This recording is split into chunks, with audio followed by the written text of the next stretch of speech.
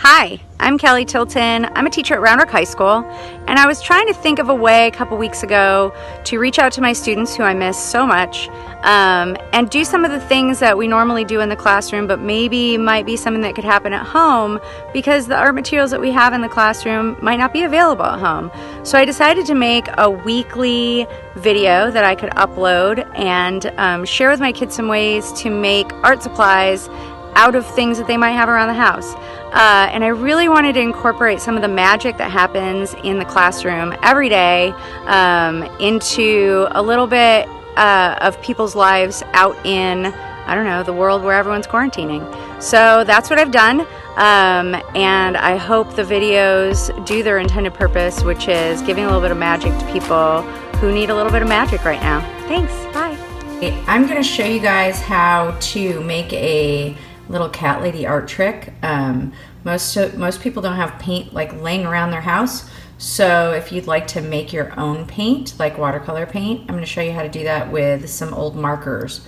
So even if the caps have fallen off and you don't think the markers work anymore, you can still turn them into paint. So what you do is you get some cups or some glass jars, you put some water in. I put about 2 inches of water in each of these old jelly jars. And then you take the caps off the markers, put them point down in. I'm going to try a very special experiment, and I'm going to try highlighters. I've never done highlighters, so I don't know if it'll work out. Oh, here comes Lily to help. She wants to be part of the cat lady magic. So there you go. This is right after I did it. I probably put the other colors in about 5 minutes ago. And I will, here she comes, and I will check back with you later and let you know in a few hours how they're looking. All right, bye. Hi again, guys. It's been about 4 or 5 hours since I initiated the markers in the little jars of water. So I wanted to show you where we're at right now. They kind of settle so that the ink's at the bottom. So if you take it and shake it around a little bit, you'll see that you get a little bit darker color. Lily's very curious as to what we're doing over here. So that's what you end up with. If you put them in a jar, you guys can seal it. You take the markers out, you throw them away. The longer you leave them, the darker the paint color, the less water you have, the darker the paint color. So if you get a pretty concentrated paint color and you want to lighten it up so you can make kind of an ombre effect, you can use that just like a typical liquid watercolor. So for those of you that remember using those in my class, it's like that liquid watercolor concentrate, although not nearly as dark. So good luck. You can honestly do it with one marker and a much smaller amount of water. So if you only have one pack of markers, there you go. All right, well, have fun, guys. Hopefully you make some paint, try it out, see what happens, and talk to you later. Bye.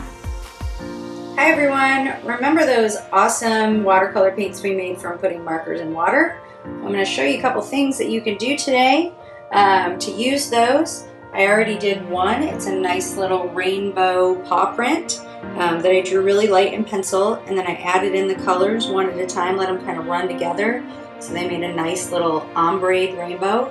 Now I'm going to show you another technique where you take one of your colors and you add it in.